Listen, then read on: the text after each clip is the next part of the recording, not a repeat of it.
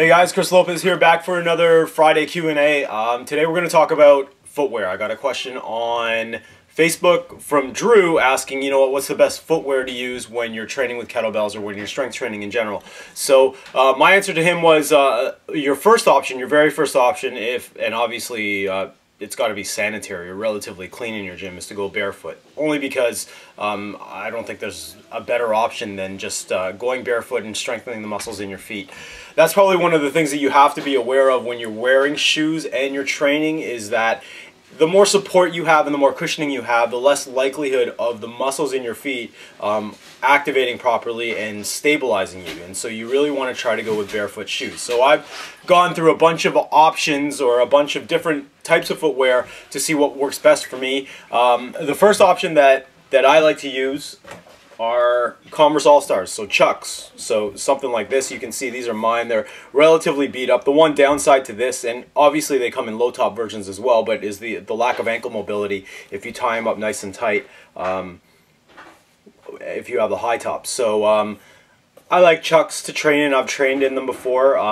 So Chucks are a very good option because they're low to the ground. And that's one of the common things that you want to really look for in a training shoe, is that they are low to the ground, and therefore you can feel the ground and there isn't so much cushioning. And I'll explain a little bit of that, or as to why, afterwards. The second option that I like are Adidas Sambas, or any old school Adidas shoes with, again, the minimal cushioning. I got my RKC2 in these, and I was pretty happy with them. I like them a lot, and I know that Pavo wears them in one of his books or something, and when I saw him wearing them, I thought they were pretty stylish too. So that's why I got these. So Sambas are good.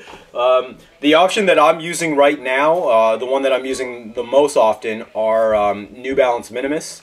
So these are trail running shoes with Vibram soles.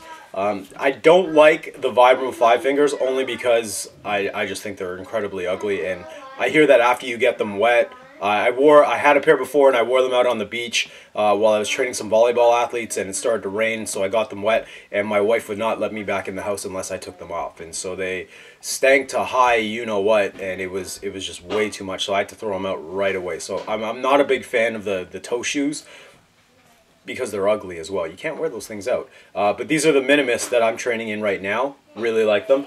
And then my brother works for Nike, and so I get swag all the time. God bless his soul. Thank you, Rich. Yeah, I like Nike Frees as well. The thing with Nike Frees is that you'll notice that they go in numbers. So you'll get free 1.0, free 3.0, and free 5.0. And the numbers dictate how thick and how much support you'll get in the midsole, and I guess on the sole of the shoe as well. So the higher the number, the more cushioning there will be. So I'll try to go for, like, I think a 3.0 is probably ideal. A 1 if you were really used to not having all that much support. But go for a 3. I've trained in 5s and they felt just like regular sneakers.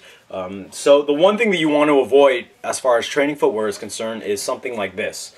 Now these are Nike Air Maxes, and I'm not knocking Nike Air Maxes. You can see this is a good-looking shoe, but we're not talking about fashion here. We're talking about function and training. And what happens is, when you have such a thick sole, if you think about power output, and it's the same reason why running spikes or sprinters wear spikes that are completely flat.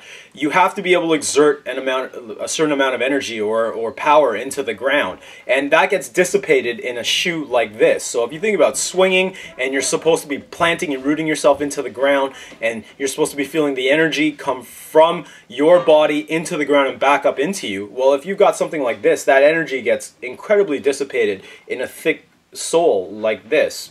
I mean, that's probably about an inch.